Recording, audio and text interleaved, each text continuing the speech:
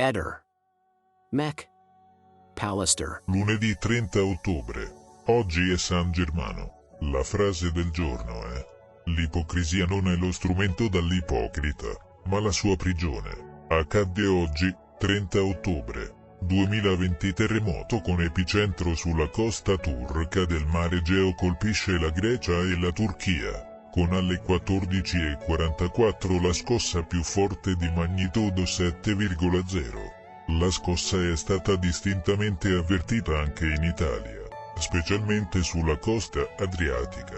Lo sapevi? Sergej Bubka è stato il miglior interprete del salto con l'asta, stabilendo per 35 volte il record mondiale. Ehi, non dimenticare di iscriverti a questo canale.